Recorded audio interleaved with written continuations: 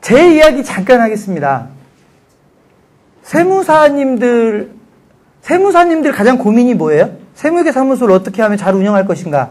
기장거래처 어떻게 하면 하나라도 더 확보할 것인가? 뭐 이런 고민하시잖아요. 그죠? 아마 뭐 그것 때문에 지금 밤잠을 못 이루시는 분들도 계실 거예요. 개업한 지 얼마 안 되셨으면 아마 그런 분들도 계실 겁니다.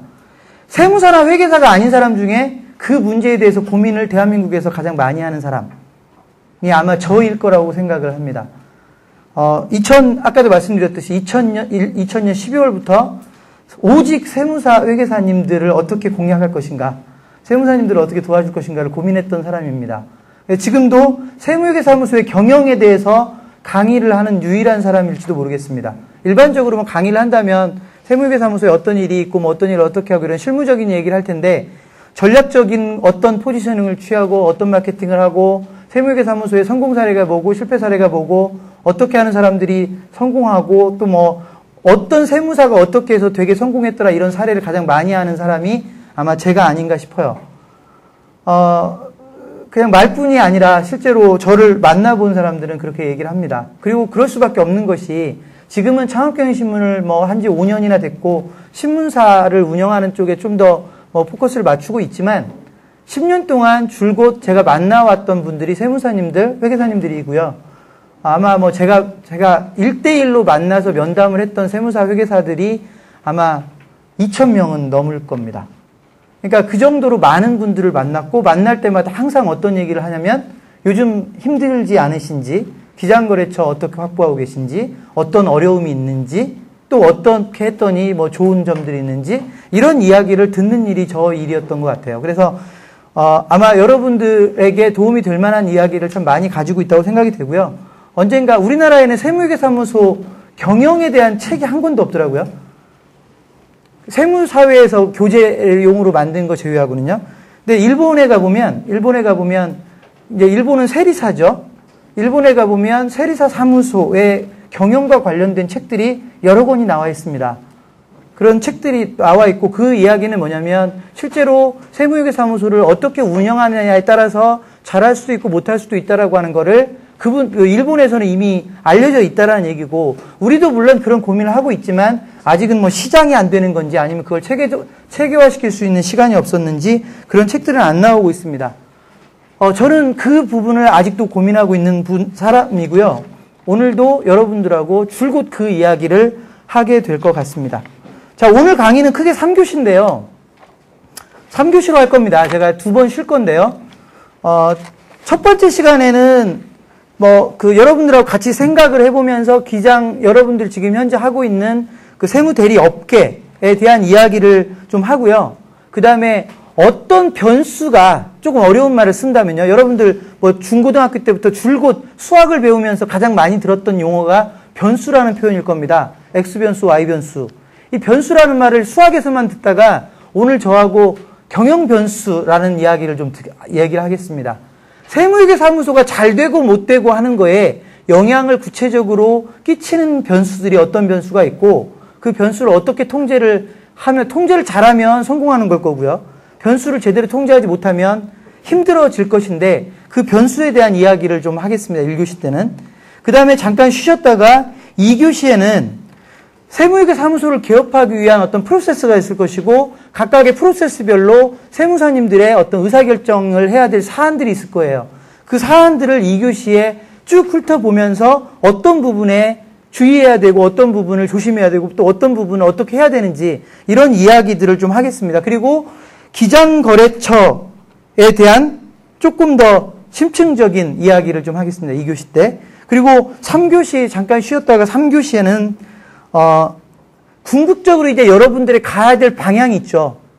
기장거래처를 확보하는 문제도 있을 것이고, 또 요즘 많은 분들이 기장거래처 가지고는 이제 더 이상 세무사로서, 회계사로서 프리미엄을 누릴 수 없다라고들 생각을 하실 텐데, 그런 문제, 어떤 문제를 그럼 건드려야 기장 서비스로부터 탈피할 수 있는지, 탈피는 아닐 거예요. 기장은 당분간 계속 가겠지만, 지금까지는 90%, 100%가 기장 서비스에 의존한 매출 구조였다면, 이제 이 비율을 어떻게든 줄여봐야 될 텐데, 어떤 방식으로 줄여야 될지, 이런 이야기들을 3교시에 하도록 하겠습니다. 자, 그러면 이제 여러분들하고 먼저 좀 생각을 좀 해보고 가겠습니다. 생각하는 시간은 짧을수록 좋죠. 짧을수록 좋고 여러분들이 답변을 빨리 해줄수록 빨리 넘어갈 것 같은데요. 혹시 제가 두 가지 질문을 드릴 텐데 기장 대리 서비스 이후에 나는 이런 걸로 재미를 보고 있거나 또는 이런 쪽으로 지금 가능성을 찾았다라고 하는 부분이 혹시 있으신 분 한번 손 들어보시겠어요? 기장 대리 이후에 뭐 세무조정은 뭐 기장 대리하고 같은 거라고 보고요. 그 이후에 뭐 조세불복이든 일반적으로 알려져 있는 이런 것처럼 어떤 부분을 좀 신경 썼더니 재미있더라, 돈이 좀 되더라, 매출이 발생하더라 이런 영역이 혹시 있으신 분 손 한번 들어보세요. 손 안 드시죠? 뭐 우리나라죠 이게, 그죠? 손 안 드시죠? 죽어도. 그리고 내 노하우는 다 다른 사람에게 알려줄 수가 없다. 이게 또 우리 고유의 전통이죠. 예. 좋습니다. 좋습니다. 뭐 많이 있으실 거예요, 사실은. 어떤 분들은 그 조세불복으로 뭐 재미있게 하고 계신 분들도 계실 거고, 어떤 분들은 요즘 뭐 세무조사를 모의로 해주는 모의 세무조사 이런 용어를 쓰기도 하던데, 세무조사를 미리 이렇게 해주기도 하고요. 또는 뭐 세무조사 하는 데만 찾아다니는 분들도 계시는 것 같아요. 그리고 또 어떤 분들은 국내 기장 서비스는 10만원, 8만원, 7만원 진짜 죽겠다, 이러고 싶지 않다 하니까 어떤 업체들을 공략하냐면 해외에서 들어온 업체들, 외국법인들이죠. 외국법인들을 공략했더니 기장요보 100만원씩은 우습게 주더라, 뭐 이런 얘기를 하시는 분들도 계시고요. 또 어떤 분들은 뭐 그게 그거일지는 모르지만 특정 업종을 막 공략하셔가지고요, 기장 서비스는 그냥 사무실 운영만 하면 된대요. 마치 변호사처럼 그러죠. 요즘 변호사들이 기장하는 거 알고 계시나요? 네, 변호사들이 기장을 하죠. 변호사들이 기장을 하는데, 기장을 하면서 그분들 목표는 사무실 운영비만 나오는 게 목표이죠. 어떤 세무사님들이 실제 기장을 하는데 사무실 운영비만 나오면 된다라는 얘기를 하세요. 물론 회계사들 같은 경우는 기장으로 뭐 이렇게 운영비 정도 나오고 감사 가지고 돈 벌고 뭐 이런 분들도 계시고. 그런데 아까 그 기장만 하신다는 분은 어떤 거냐면, 기장거래처를 많이 확보해 놓고 거기에서는 별로 안 남아도 내가 기장 관계, 기장을 내가 대리해 주면서 맺어진 관계로서 세무 컨설팅, 자산 관리 이런 쪽으로 확대를 해서 재미를 보고 계시는 분들도 있습니다. 없는 게 아니에요. 이게 세무사님들이 보통 일반적인 이야기를 하면 이런 분들은 뭐 1%가 될지 3%가 될지 아주 희귀하신 분들일지 모르지만 실제 그런 분들이 계신다는 거죠. 그래서 그런 부분들이 분명히 여기에도 아마도 뭐 있으실 거라고 생각을 하는데 손들은 안 드세요. 그리고 세무사님들이 절대로 나의 노하우 남에게 가르쳐주지 않으시는 그런 게 있으시거든요. 오늘 그거를 깨트려 주셨으면 좋을 것 같아요. 오늘 제가 3교시까지 얘기를 하고 나면, 아, 나 혼자 살려고 해서는 죽어도 살 수 없는 세상이구나 라고 하는 거를 여러분들이 좀 느끼시고 가셨으면 좋겠다는 생각입니다. 자, 그러면 다른 질문 드리겠습니다. 혹시 아직 개업 안 하신 분 손 들어주시겠어요? 개업 안 손 들어주세요. 많이 없으시네요? 그럼 개업 하신 분 손 들어주세요. 보세요. 합하면 일이 안 돼요. 그죠? 합하면 일이 안 돼요. 개업을 안 하신 분들은, 지금 현재 개업을 하기 직전에 계신 분들은 어떤 막 고민이 될 거예요. 옛날에는 이랬어요. 옛날에는 저는 94년도부터 이 세무사 업계에 관심을 갖고 관계를 하기 시작합니다. 93년도에 세무사 시험 최연소 합격했던 친구가 저하고 지금도 뭐 가장 친하게 지내는 친구입니다. 근데 이 친구가 대학을 졸업하자마자 대학교 4학년 때 합격을 했고, 졸업하자마자 이제 아버님이 돌아가셔요. 그래서 뭐 어쩔 수 없이 이제 어머님을 모셔야 되니까 지방의 고향으로 내려가서 소위 세무사 사무실을 개업을 합니다. 94년도입니다. 뭐가 있겠어요? 이 친구 군대도 안 갔어요. 군대 안 가고 스트레이트로 군대 면제 받고 스트레이트로 졸업하고 23살인가 이렇게 돼서 세무사 개업을 했고, 제가 그 친구를 도와주기 위해서 세무회계 사무소, 그러니까 지방으로 내려갑니다. 학교 잠시 중단하고 친구를 좀 도와야 되겠다 싶어서 그 친구하고 계속 뭐 밤잠을 같이 자면서 세무사 사무실을 운영하기 시작을 합니다. 그때 저희 걱정은 딴 거 없어요. 그 당시만 하더라도 얼마나 행복했는지 몰라요. 3년만 버티면, 넉넉 잡고 3년만 버티면 먹고 사는 문제가 해결되는 직업이었죠. 그죠? 그 당시에는 세무사 합격자가 몇 명이었는 줄 아세요? 93년도? 60명인가 80명인가 이 정도였어요. 그 중에 요즘은 시험 보는 거 다 기본이잖아요. 그죠? 그때만 하더라도 순수하게 시험 1차, 2차 시험을 보고 통과한 사람은 10명이 안 됐어요.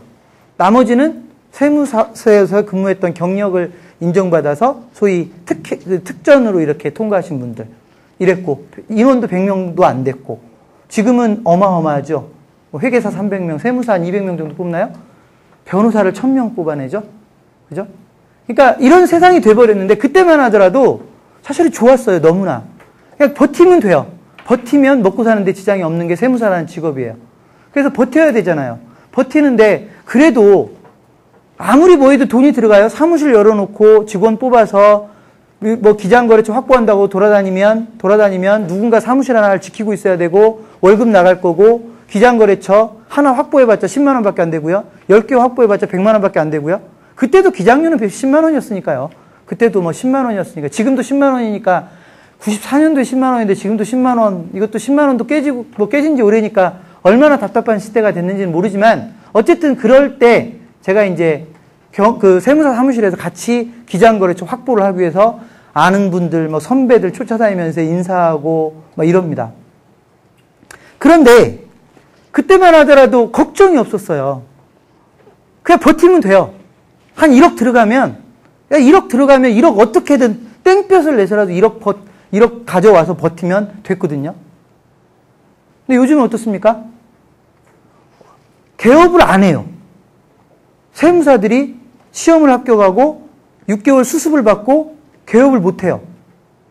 개업을 왜 못 하냐면 6개월 수습하면서 보니까 장난 아니거든요. 그래서 개업을 못 해요.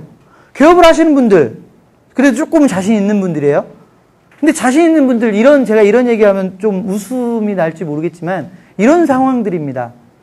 딱 개업을 준비하는 세무사들이 이제 주변 사람들 막 찾아다니거든요. 친구든 선배든 막 찾아다닙니다. 찾아다니면서 뭐라고 하냐면, 야, 내가 이번 뭐 몇 월 달이면 6월 달이면 수습이 끝나는데, 수습 끝나면 뭐 바로 개업을 할 생각이야 라고 얘기를 하죠. 그러면서 도와줄 거지? 이렇게 얘기를 해요.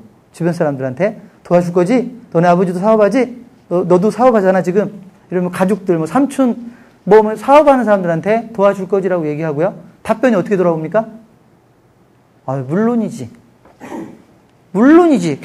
네가 개업하는데 내가 뭐 당연하지. 우리 아버지뿐만이 아니라 내 주변에 사업하는 친구들 깔렸고, 우리 삼촌도 사업하고 큰아버지도 사업하고 사업하는 사람이 많으니까 다 너한테 몰아줄게 라고들 얘기해요. 왜 그런지 아세요? 기장을 뭔지 모르기 때문입니다.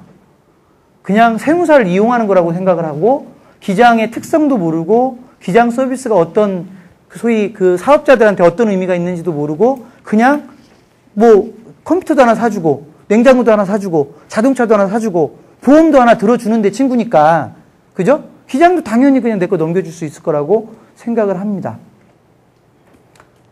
배신당한 걸 바로 언제 느끼냐면, 개업을 하고요. 한 3개월 지나고, 3개월까지는 버티죠. 기다리죠. 인내력이 발휘를 되죠.